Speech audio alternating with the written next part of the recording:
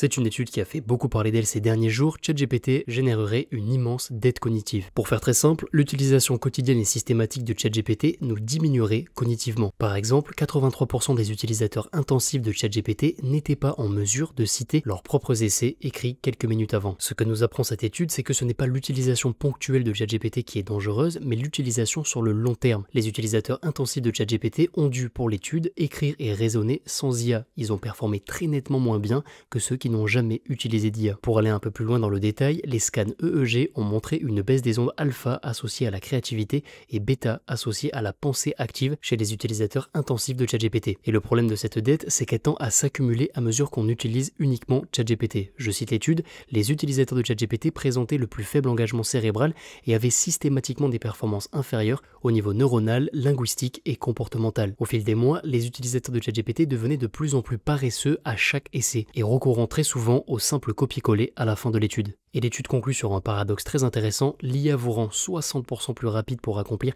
des tâches donc plus productives, mais réduit de 32% la charge cognitive nécessaire à l'apprentissage.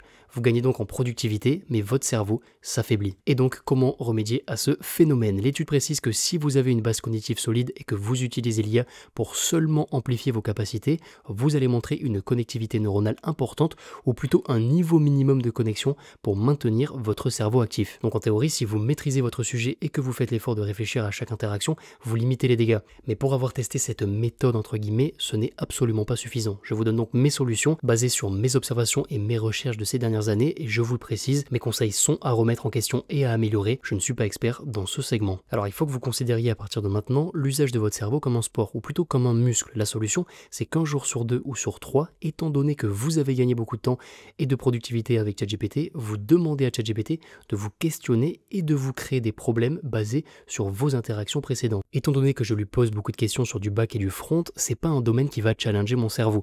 Donc ce que je demande à ChatGPT, c'est tout simplement des exercices, des problèmes à résoudre adaptés à mon niveau en mathématiques. Et basé sur cette étude, j'essaie de résoudre et d'écrire le problème sur une feuille avec un stylo. Ça active encore plus de régions du cerveau et donc ça optimise mes sessions d'entraînement cérébral. Donc voilà pour mes quelques astuces. La transition entre utiliser curseur 6 heures par jour et poser un problème sur une feuille est un peu complexe parfois, mais c'est pour moi aujourd'hui le combo ultime pour recréer des connexions. Donc conclusion, considérez votre cerveau comme un muscle que vous devez absolument entraîner le plus régulièrement possible et je vous laisse le tweet de Better Call Media en commentaire qui revient plus en détail sur l'impact de l'IA sur le cerveau, notamment par exemple sur le désapprentissage de la pensée critique engendré par une trop forte cohérence des réponses. Prochaine actualité, Sam Altman et la singularité harmonieuse. Dans un post de blog, Altman dévoile sa vision du futur avec des dates assez précises. 2025, l'année des agents IA capables de réellement travailler avec ChatGPT, on y est. 2026, émergence des systèmes découvrant de nouvelles idées. 2027, arrivée des robots dans le monde réel et 2030 et au-delà,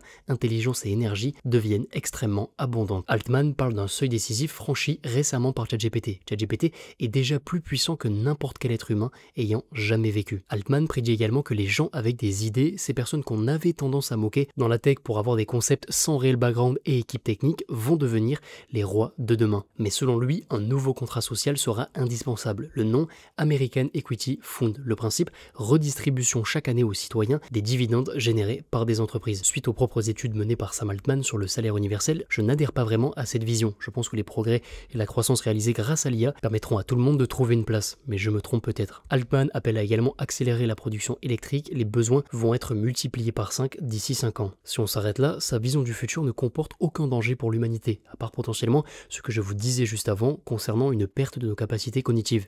Mais vous vous en doutez, il y a quelques problèmes potentiels. Le premier, je vous en parle très souvent, alignement des super-intelligences futures. Je vous en ai parlé dans plusieurs vidéos, plus une IA est intelligente, plus c'est complexe de limiter sa faculté à détourner la résolution d'un problème. Un exemple, élimine les fake news sur Internet, ok, je vais supprimer Internet, plus personne ne pourra publier de fausses informations. Et ensuite, il parle d'une potentielle hypercentralisation des IA les plus performantes qui ne profiterait qu'à une poignée de personnes et d'entreprises. Pour conclure, Altman est très optimiste et je le cite, l'avenir peut être infiniment meilleur que le présent. Il prévoit des percées scientifiques révolutionnaires chaque année, colonisation spatiale, physique, énergie, etc. Selon lui, la question n'est pas de savoir si la superintelligence arrivera, mais comment nous la gérerons. Et Altman termine par cette phrase: puisse notre trajectoire vers la superintelligence être fluide, exponentielle et sans accroc. Prochaine actualité, Hugging Face, une boîte franco-US a testé un robot humanoïde dans Paris. Hugging Face, c'est un hub qui centralise des dizaines de milliers de modèles IA et qui permet aux entreprises de les utiliser sans s'occuper de l'infra. Depuis quelques mois, voire même depuis une année, ils accélèrent dans le domaine des robots et ils ont publié cette démo. On n'a pas trop d'informations, pas trop de doutes qu'il était piloté par un humain, mais sa capacité à courir, à pivoter, etc.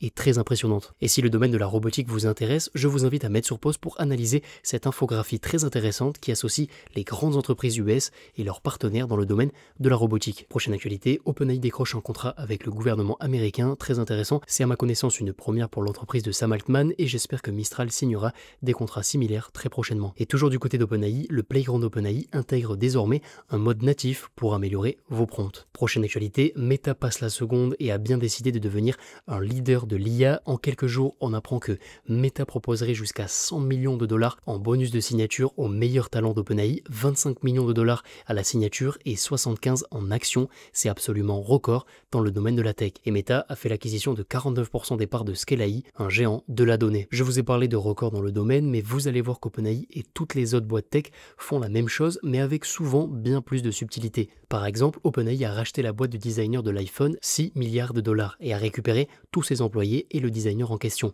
alors que l'entreprise n'a encore créé aucun appareil. Prochaine actualité, des utilisateurs ont observé une similitude de réponse entre les différentes IA. On n'a pas encore de conclusion définitive de pourquoi, mais étant donné que les IA ne savent pas réellement deviner, elles vont se baser sur leurs données d'apprentissage et la base de toutes ces données reste la même. Prochaine actualité, OpenAI et Microsoft, le grand amour est terminé. OpenAI a racheté Windsurf il y a quelques semaines, un concurrent de GitHub Copilot, propriété de Microsoft. OpenAI a conclu un partenariat avec Google Cloud, association très étrange étant donné que Google a toujours été entre guillemets l'ennemi numéro 1 d'OpenAI et OpenAI accuse Microsoft de tenter de créer des partenariats qui les concurrencent directement. Prochaine actualité, ChatGPT apporterait plus de trafic à Wikipédia que Google. C'est un sacré changement de paradigme dans le secteur. Google est resté premier pendant de très longues années et se fait enfin challenger. Prochaine actualité, de plus en plus d'IA arrivent sur Chrome et sur Google. Google préparait une option pour lire le résumé audio généré par Gemini à la suite d'une recherche et Chrome Canary, la bêta de Google Chrome, intègre un nouveau mode IA natif. Google accélère donc avec un objectif non officiel assez clair, limiter la migration de ses utilisateurs vers ChatGPT. Prochaine actualité, Midjourney Vidéo est enfin disponible, les rendus sont très intéressants, surtout dans le domaine de l'animation. Toujours dans le segment des modèles IA vidéo, Google VO3 est désormais en 3e position des modèles les plus intéressants. C'est définitivement un segment qui va très vite. Je voulais vous partager cette utilisation d'un modèle vidéo, création d'avatars spécialisés dans la vente en live, méthode très utilisée en Chine, et on termine sur une utilisation très intéressante d'une IA vidéo to vidéo. C'est un mini-film se déroulant à l'époque gréco-romaine et le réalisme est très impressionnant. Je vous laisse donc sur la fin de cette vidéo et je vous dis à très bientôt. N'hésitez pas à réagir à une quelconque actualité en commentaire et n'hésitez pas à vous abonner.